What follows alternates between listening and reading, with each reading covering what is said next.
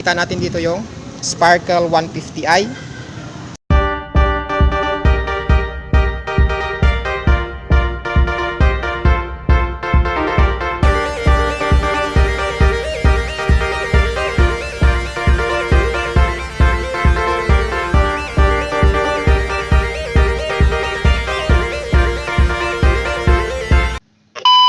Dumating na itong si Sparkle 150i dito sa branch ng Kalilangan. Water cooled na to siya, tapos fuel injected na rin siya. Alamin natin kung ano meron sa motor na to.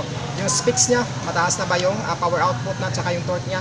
Kasama na yung features, kano yung cash nito, yung monthly installment, at tsaka yung down payment. Ikutan natin ang motor na to. Let's go! Meron siyang available dito sa Kalilangan Bukidnon na ito. Ayan, cyan blue. Meron din ditong white, ayan. Meron din ditong isang gray.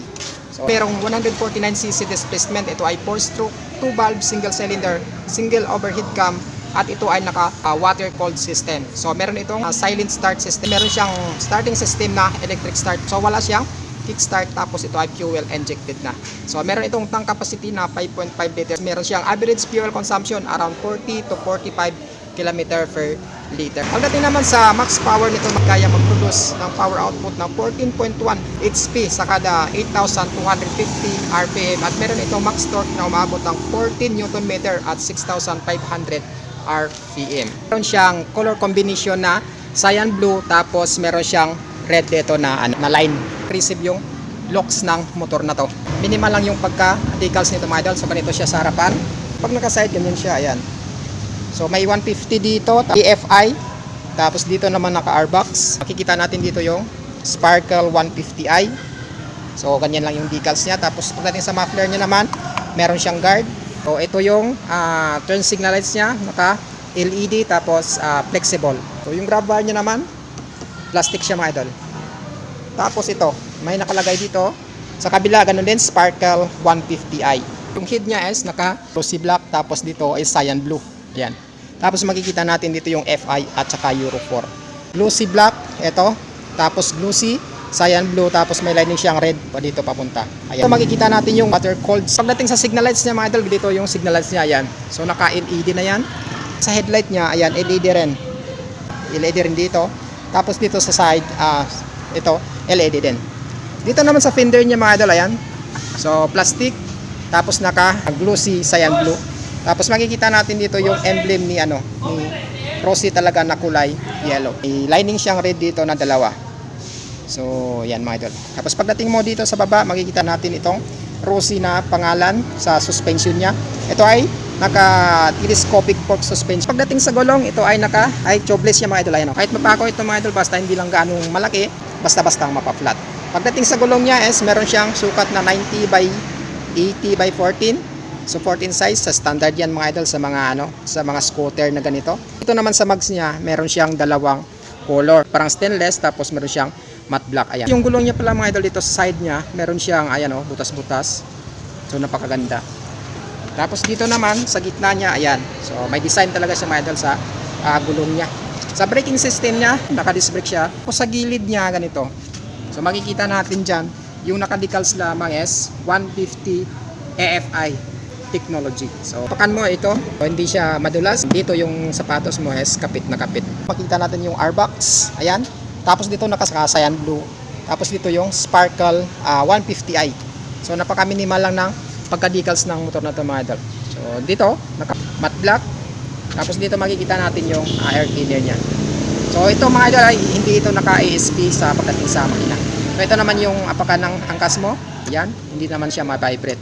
Tapos ito naman yung side stand niya. Pagdating naman sa niyan dito mga idol, sa starting system is meron siyang electric start lamang, wala siyang kickstart. So makikita natin dito banda, wala siyang kickstart. Tapos pagdating naman sa suspension niya sa likod, ito naka-single coil spring. Pagdating naman sa gulong niya sa likod, so same pa rin mga idol, naka-tubeless ito. Ang braking system niya sa likod naman is naka-mechanical drum brake. Yung likod niya pala mga idol is ganito siya. LED turn signal lights, napakaganda ng pagka-design sa likod niya. Yung taillight niya dito is naka-LED. Tapos mayroon na siyang reflector dito sa sa likod. So dito naman sa muffler niya mga idol, ganito siya. Meron siyang cover na to, plastic. Tapos ang maganda sa muffler niya, dito sa end cap niya, meron siyang dulo na ganito, na gray.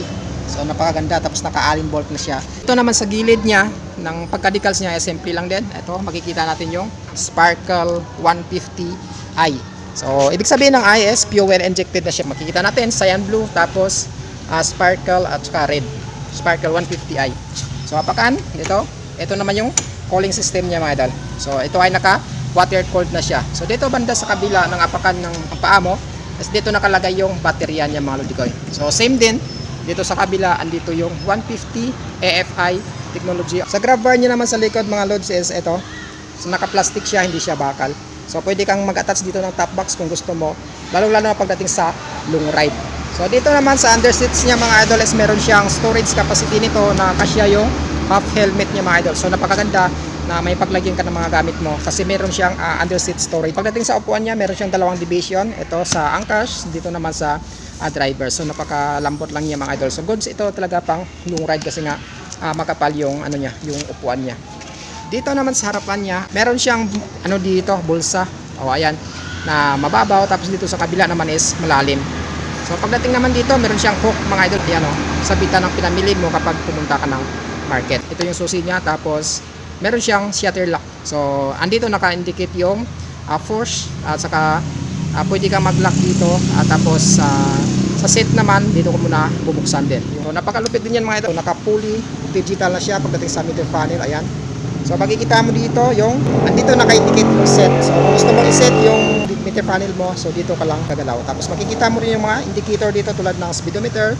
So maraming mga indicator na pwede mo makita dyan. Pagdating naman dito mga idol sa switches niya sa kaliwa, andito yung flasher. So high and low beam. Tapos ito ay hazard, ay turn signals, left and right. Tapos ito naman yung horn. Sa kabila naman, meron siya on and off, engine, kill switch, ayan, off, on.